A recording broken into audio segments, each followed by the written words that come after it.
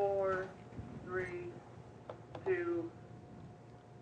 The Georgetown Journal continues now as we extend most cordial greetings to several guests.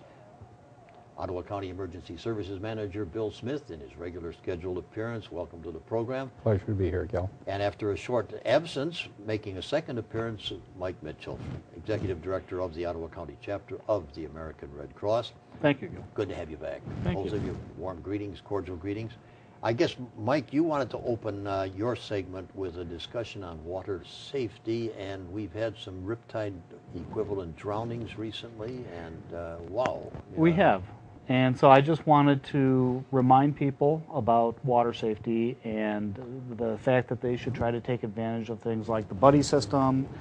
Make sure that you always have enough energy to swim back to shore. Don't wear yourself out while you're out in the middle of the water, if you will. Check weather flags, warning flags to make sure that it's a safe time to be out in the water.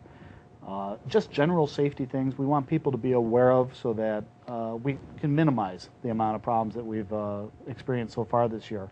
I invite them to come to the American Red Cross website at www.ottawaredcross.org, and I have a feature on there right now regarding water safety so they can look at all the different options and things that are available and what they should watch out for. I appreciate your observations. One thing has impressed me. Sergeant Kuhlman of the Sheriff's Department is in charge of their Marine Safety Division. I am hearing that the greatest danger is on the south side of, for example, a pier, a wharf, a jetty, or a dock. Is that fair, based on your understanding of it? Oh, I've been hearing that same thing. I can't confirm it or not, but that is my understanding, and that they've had a serious problem with undertides lately. Yeah, riptides as they call them. Then there's the SEICHE, S-E-I-C-H-E. You have Chicago area experience. Every once in a while, and I say this to Bill Smith, the water suddenly drops down and then elevates upward, sweeps people off piers and wharfs and drops it, particularly in Chicago. You know, you mentioned it, Gil, when I was setting the mobile command up in Grand Haven yesterday afternoon. While I was in the process of setting that up, they had 2 incidences on the Grand Haven pier where someone fell off the pier, and, you know, there was no, if there were injuries, it was minor, but there was, you know, there was no difficulty there. People there were able to get them out and everything, but piers are dangerous, and you need to know what you're doing to be out there.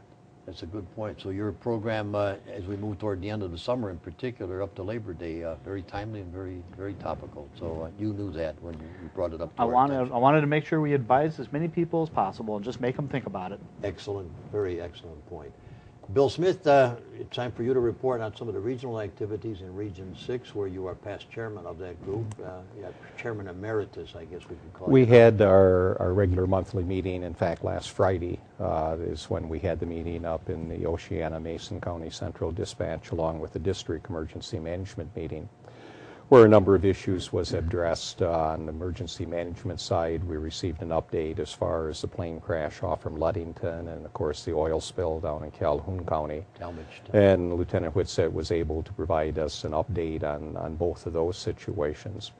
As far as Homeland Security is concerned, we completed what's referred to as a RIP for the 09 grant, where we had to identify tentatively how we were going to expend the regional funds in next year's grant. As far as 2009, they're always a couple of years behind. So we are pursuing that. I guess a couple of other updates in that area.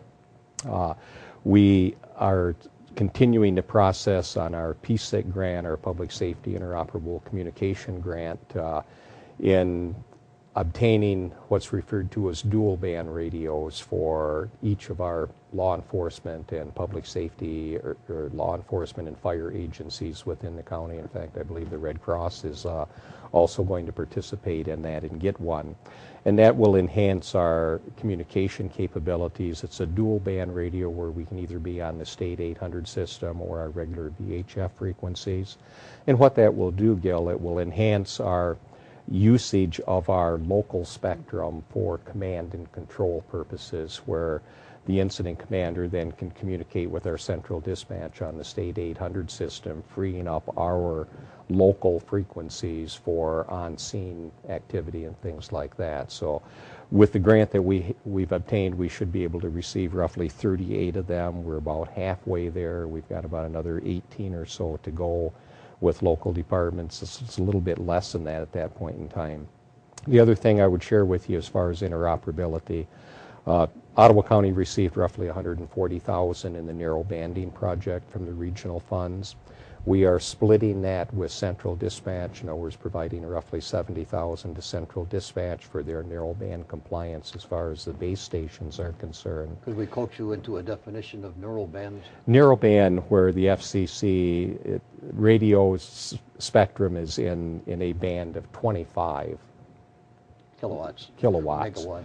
And that is being cut in half down to 12 and a half. That's what's referred to narrowband. In other words, the old 25 kilowatt spectrum now will have two frequencies in it. So it's getting narrower bandwidth and yet more frequencies in the same spectrum. So that is something that's being mandated by the federal government, and we have until January 1st of 2013 to achieve that narrowband compliance. So we're chipping away at it by utilizing these local dollars. Countywide, we have roughly, I believe it's 965 units out there, whether they be portables, whether they be mobiles, whether they be base stations or pagers, that in fact are not narrowband compliant. So we still have a long ways to go. That is incredible when you think about the old AM, FM frequencies, how wide they were. Mm-hmm. And now you're getting it down to millichips. 12 and a half, and then it's going to 6 1/4 in a very short period of time too. So now, does this relate back to that wonderful event that took place when our television channels suddenly had to go into with converters and adapters and all sorts of weird and unusual things? They're all related to some degree, but totally different. In other words, with it gets really complex, but the FCC is selling that spectrum for digital TV, yeah. and that's why there needs to be the narrowband aspect to condense everything down a little bit. Mike, you leaned forward, so I... Well, there's only so much pipe that they can have communications on, and yet there are more and more people who are looking for technology and communications and things like that. So it's really forcing them to split it, as they're doing now, so they can double up the number of people that are using these frequencies from what they have right now. Technology has improved and brought us to the point now where we're capable of doing this. It's not something new. We did this maybe 25 years ago, 30 years ago. We did a band split in the VHF bands, and now they're doing it again. Well, I appreciate the knowledgeable insights, which led us down a pathway I didn't expect to